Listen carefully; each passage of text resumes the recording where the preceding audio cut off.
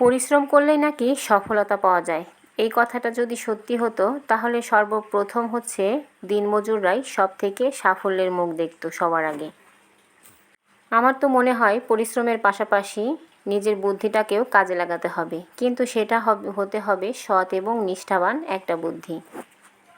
অনেকেই আছে সারা জীবন গাধার খাটনি খেটে কোনোদিনও সাফল্যের মুখই দেখতে পারে না, আবার অনেকে আছে বুদ্ধির জোরে খুব সুন্দরভাবে অল্প দিনেই সাফল্যের সিঁড়িতে পৌঁছে যায়।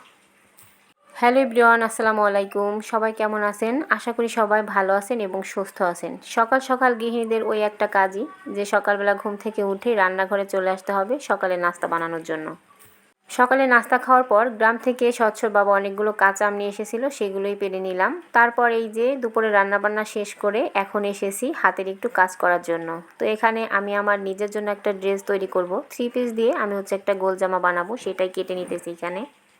এই জামাটাতে অনেকটা পরিমাণে কাপড় ছিল, সেজন্য ভাবলাম অনেকটা পরিমাণে কাপড় রয়ে গেছে, এর জন্য আমি এটা দিয়ে একটা গোল জামা তৈরি করে ফেলি। আর গোল জামা পরতে কিন্তু বেশ ভালোই লাগে, আর এখন তো গরমের সময় আর পাতলা নরম এগুলো কাপড় পরতে বেশি আরামদায়ক বা ভালো লাগে বেশি।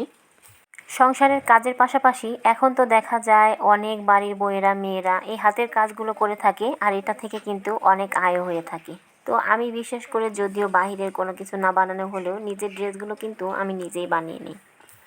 নিজের হাতে কাজটা যেমনই হোক না কেন সেটাতে কিন্তু আনন্দ, আর এটা করতে গেলে কিন্তু সংসারের অনেকগুলো টাকাই বেঁচে যায়, কারণ দর্জির যে এখন যে ডিমান্ড, আর 3 পিস বা যে কোনো ড্রেস বানাইতে দিলে অনেকগুলো টাকা চলে যায়। আর আমাদের তো সারা বছর জামা কাপড় পরাই হয়, আর জামা কাপড় তো পরতেই হয়, সেজন্য নিজেরটা নিজে বানিয়ে নিই। এতে করেই নিজের কাছেও ভালো লাগে আর কোথাও দৌড়াতেও হয় না। তো আমি প্রথমে যে পাটটা কেটে নিলাম সেটা ছিল সামনের পাট, আর এখন হচ্ছে পেছন পাটটা কেটে নিতেছি, পেছনের গলাটা।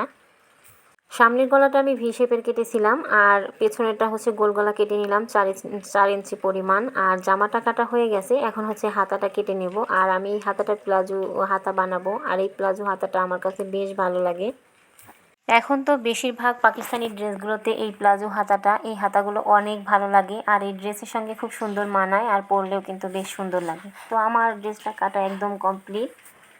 জামা কাটা শেষ করলে সেলাই না হওয়া পর্যন্ত আমার একদমই ভালো লাগে না, সেজন্য আমি মেশিনে বসে পড়েছিলাম সেলাই করার জন্য। আসলে একটা কাজ হাতে ধরলে সেটা সম্পূর্ণ না হলে কিন্তু একদমই ভালোই লাগে না।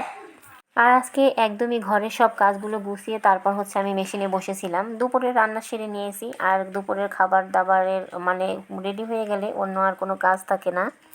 এই অবসর সময়টুকুতে হাতের কাজগুলো করলে কিন্তু বেশ ভালো লাগে। তো অনেকেই ঘরের কাজ, কুশি কাটার কাজ, বিভিন্ন ধরনের কাজ করে, তো আমার কাছে এই কাজটা করতে ভালো লাগে। আর এই তো রেডি হয়ে গেছে আমার একদম জামাটা। এই তো বানিয়ে নিলাম। আপনারা চাইলে নিজের বাসায় নিজের ড্রেসটাও তৈরি করে নিতে পারেন, এটা কিন্তু খুবই সহজভাবেই করা যায়। তো আজ এ পর্যন্তই, সবাই ভালো থাকবেন। আল্লাহ হাফেজ।